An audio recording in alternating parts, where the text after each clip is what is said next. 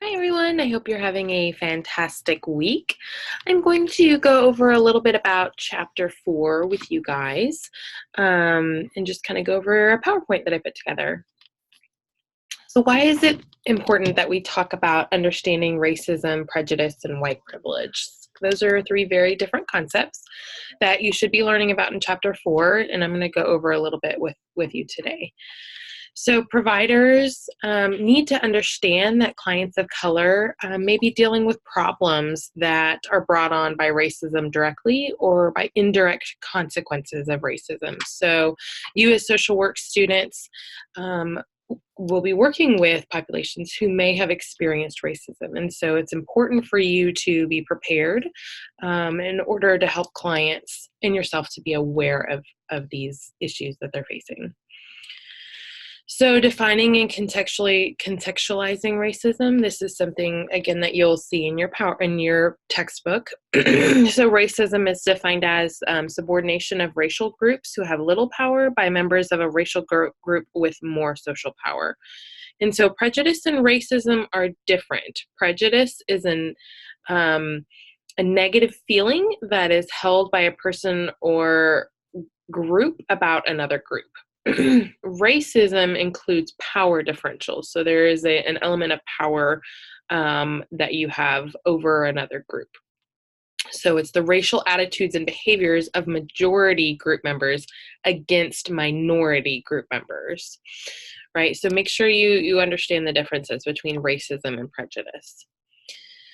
And there are several different levels of racism that can happen. So there's individual racism, beliefs, and individual holds that support or perpetuate racism. There's institutional racism, where societal institutions are being manipulated to favor a specific color or a specific race. And then there's cultural racism. We're going to talk about all three of those. Cultural racism is the belief that one's culture or way of doing things is superior to another.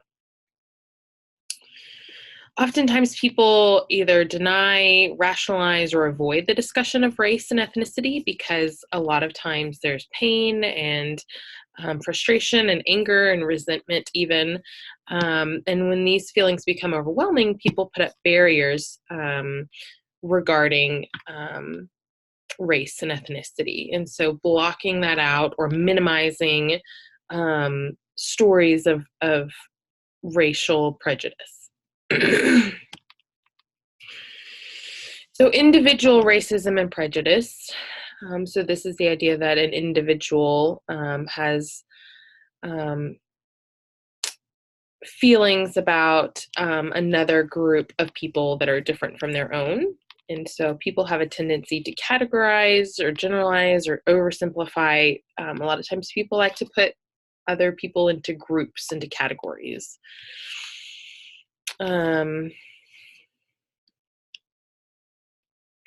So there's some things that support racism and prejudice. Oftentimes we see in-group and out-group behavior.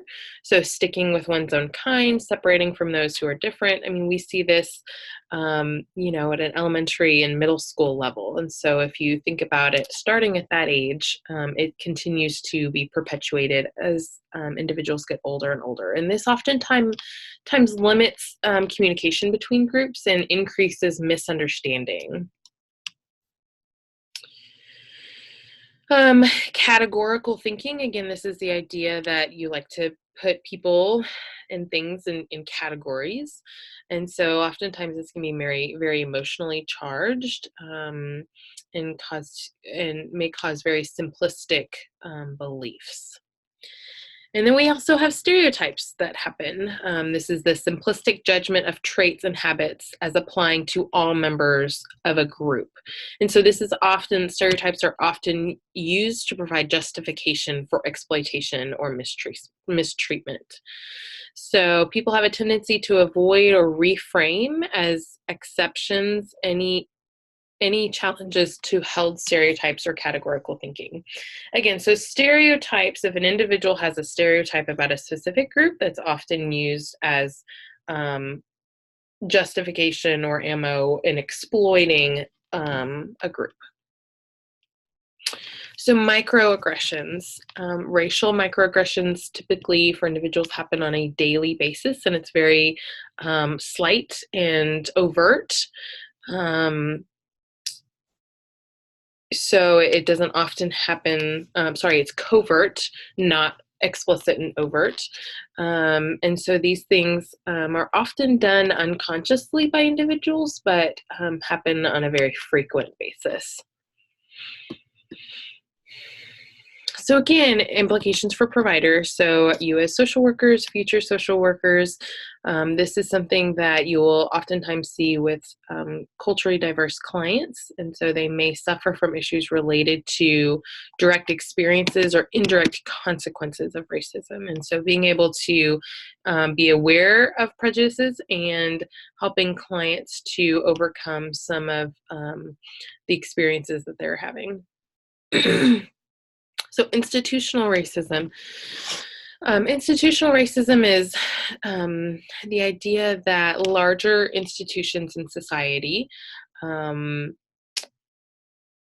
have embedded within their culture of their institution different forms of racism. And so whether through their bylaws, through their practices, through their hiring procedures, through their organizational culture, all of these things have an effect, which is the ability of the individuals to disavow personal responsibility. And so rather than an individual being racist, they may blame it on, oh, well, that's what the rules are, or that's our hiring procedures, or different things like that. And so that is a form of institutional racism. So oftentimes it's either done consciously or unconsciously, and it may have intended or unintended consequences because of it. While people working within a system that may not be aware of a practice or its impact, this is never justification for compliance with institutional or individual racism. So again, the textbook will talk about consciousness, intent, and denial with regard to racism. So consciousness has to do with people in a system may or may not be aware of the existence or impact of practices of racism. Intent, practices may or may not have been purposefully created. So this has to do with like de facto segregation. Again, it gets to what was the intent behind the law that was passed.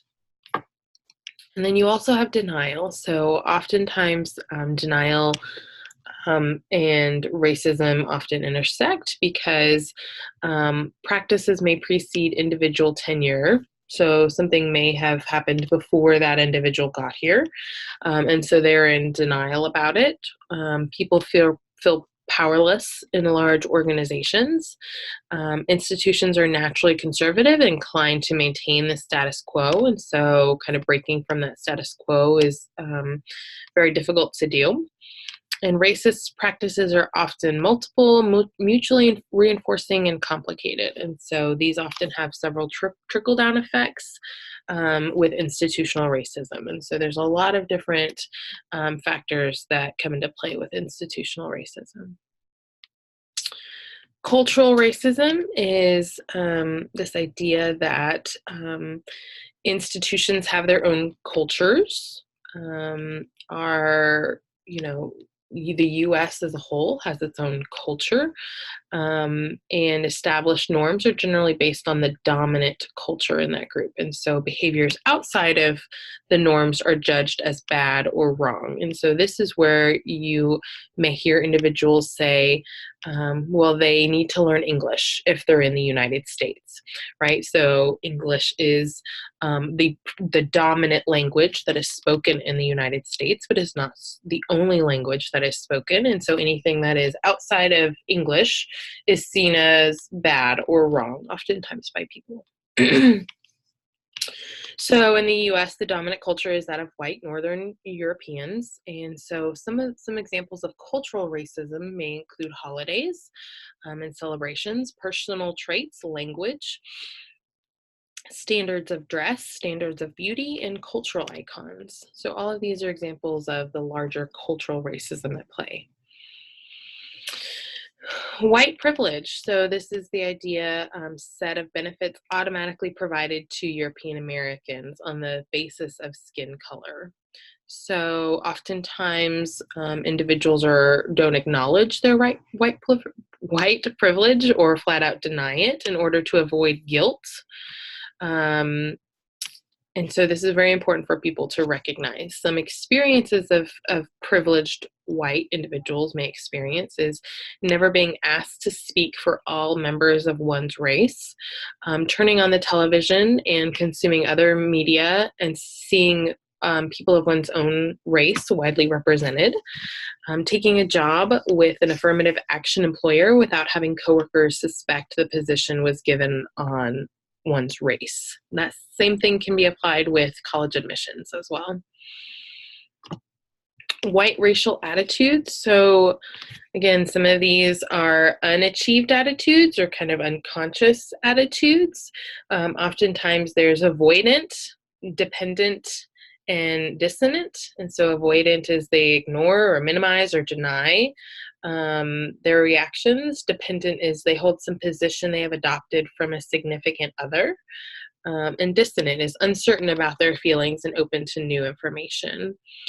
And then conscious attitudes, those are ones that have been explored, committed to, and integrated into one's belief system. So dominative, belief that majority groups should dominate. Conflictive, oppose efforts to rectify effects of discrimination, but don't outright support racism. Integrative, understand their white identity and favor interracial contact and harmony. And then you have reactive, so you feel guilty for white identity and militantly oppose racism. So what are some ways that you can become a cultural ally? Whites can become cultural allies by playing a role in challenging oppression and creating alternatives. And so in the textbook, Thompson talks about several different ways that you can become a white ally. You can be aware of your own white privilege. You can be willingness to take risks and take a stand, belief in potential of minority groups, knowledge about cultivating support from other allies, and honest humility and the expertise about other groups. Doing the white thing. This is a fallacy that exists for many white people, is that there are two types of people in the world. There are racists and there are non-racists. And in truth, all people have a racial conditioning, and a denial of this is counterproductive. I actually listened to a piece on NPR fairly recently that talked about instead of just being non-racist, this idea of being an anti-racist, and so having an active role in being an ally against racism. And so instead of just having racists and non-racists, you don't have non-racists, you have anti-racists.